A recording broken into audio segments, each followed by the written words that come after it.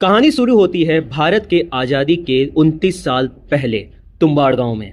एक औरत एक महल के बाहर खड़ी रहती है। अंदर महल का मालिक है, पर महल एकदम टूटी फूटी सी है। इधर एक खंडर सी झोपड़ी में दो बच्चे आते हैं जो कि उसी औरत के बच्चे होते हैं। वो खाना बनाते हैं, पर अपने लिए नहीं बल्कि एक श्रापित बुढ़िया के लिए।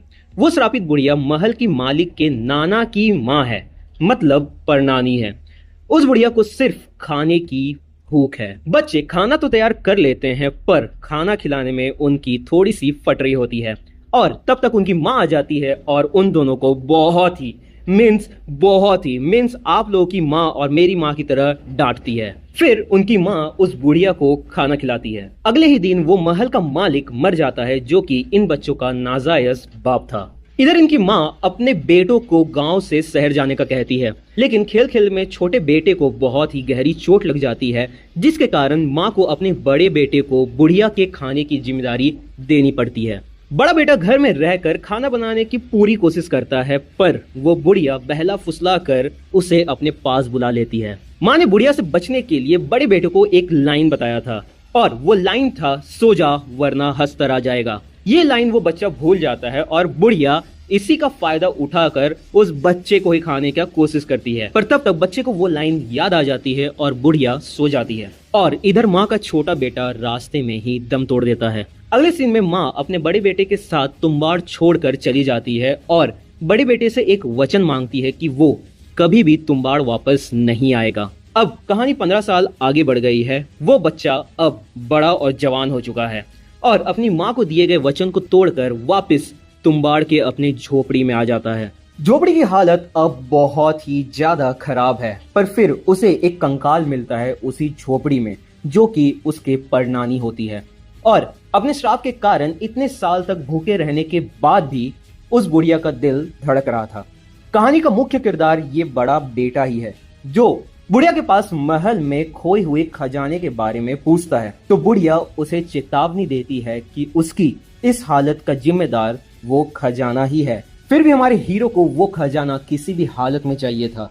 फिर वो बुढ़िया के लिए खाना बनाता है और बुढ़िया उसे महल में छिपे हुए खजाने के बारे में बता देती है। फिर हमारा हीरो उस महल में आ जाता है जहां हमेशा बारिश होती रहती थी, और इस बारिश का कारण भी वही श्राप है जिसने बुढ़िया को मौत से दूर रखा था। फिर अपना हीरो कुछ महीनों तक महल में खुदाई करता है और कुछ ढूंढ कर वापस शहर आ जाता है। इधर शहर में उसकी बीवी है, जो अब पेट पालने के लिए चक्की चलाती है, और हीरो ने बहुत ही महीनों तक अपनी दाढ़ी सेव नहीं करवाई थी, जिसकी वजह से उसकी बीवी उसे पहचान ही नहीं पाती है। पर फिर वो अपनी बीवी को सोने के कुछ सिक्के दिखाता है और सोने के ये सिक्के अब वो शहर के एक व्यापारी को बेच देते हैं। अब हीरो की फाइनेंशियल कंडीशन सुधरने लगती है, पर ये सोने के सिक्के आ कहां से रहे थे ये अभी तक किसी को भी नहीं पता था। कुछ सालों तक ऐसा ही चलता है और हीरो बहुत अमीर हो गया है। अब वो बाइक चलाता है और एक आलीशान हवेली में रहता है अपनी बीवी और अपने एक बेटे के साथ। इधर व्यापारी एक लड़की को 3 रुपए में हीरो को बेच देता है। एक्चुअली व्यापारी को अपना अफीम का बिजनेस चलाने के लिए परमिट चाहिए था, जो उसे एक अंग्रेज ऑफिसर को घूस देने से मिल सकता था, और इसी घूस का इंतजाम करने के लिए वो तुम्बाड़ आता है। इसकी खबर हीरो को उसके घर में आई नई लड़की से मिलती है, जो अब उसकी रखेल है। तो हीरो तुम्बाड़ में आता है और व्यापारी को ऐसा महसूस कराता है कि व्यापारी तो छुपा हुआ है, और उसको फंसाता है वो बहुत बुरी तरह से। व्यापारी हीरो के पीछे एक अंधेरे गहरे कुएं में उतरता है और वहां रखे एक भारी दरवाजे को हटाकर व्यापारी और अंदर जाता है। इस गहरी जगह पे सब कुछ लाल है, पर बहुत ही डरावना भी है। व्यापारी को वहां एक डब्बा रखा हुआ मिलता है और उसमें से एक आटे की गुड़िया निकलती है।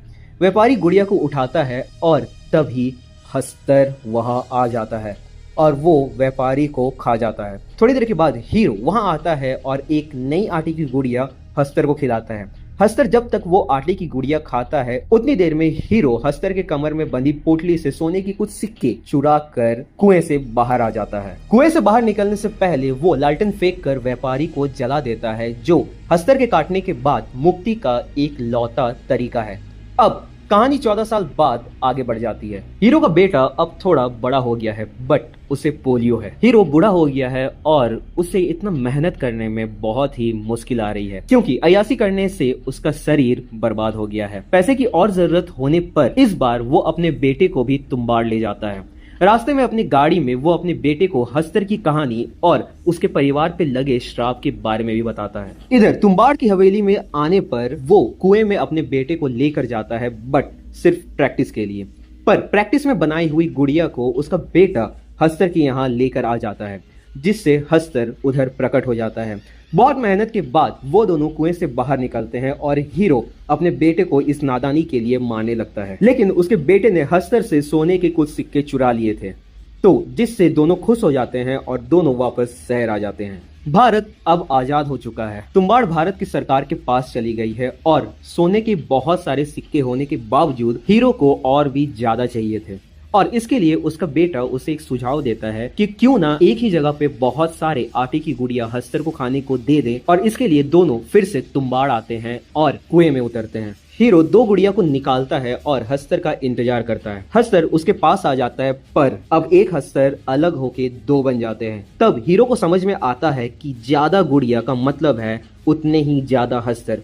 अब उसका बेटा और वो बहुत ही ज्यादा डर जाते हैं और सारे हस्तर मिलकर उन पर हमला कर देते हैं जिससे कि उसका बेटा वहीं बेहोश हो जाता है। होश में आने पे वो हीरो के शरीर पे सारी गुड़िया को बांध देता है और वो अपने बाप से बहुत मिन्नत करता है फिर भी हीरो अपनी कुर्बानी देता है। हीरो रस्सी चढ़कर सारे हस्तर को आटे के कारण सुरक्षा कवच से मार डालता है और उसका बेटा थोड़ी देर के बाद कुएं से बाहर आता है और वो उधर अपने बाप को झोपड़ी की बुढ़िया की तरह पड़ा हुआ पाता है, कमजोर और विचित्र सा। और अपने बाप को मुक्ति देने के लिए बेटा उसे लालटेन से जला देता है और यहीं इस मूवी की कहानी खत्म होती है। तो अगर तुम लोगों ने मूवी नहीं देखी है तो मूवी जाके एक बार जरूर देख लेना क्योंकि अगर मेन पॉइंट की बात करूं तो इसके विजुअल्स है और बहुत ही बेहतरीन तरह से ग्राफ्ट किए गए हैं। एक्चुअली ये मूवी 2018 में रिलीज हुई थी और इससे वर्ल्ड वाइड थिएट्रिकल रिलीज अभी हाल फिलहाल में ही मिली है। तो अगर तुम लोगों ने नहीं देखा है तो जरूर जाके देखना और ऐसे ही कंटेंट के लिए वीडियो को लाइक और चैनल को सब्सक्राइब जरूर कर लेना।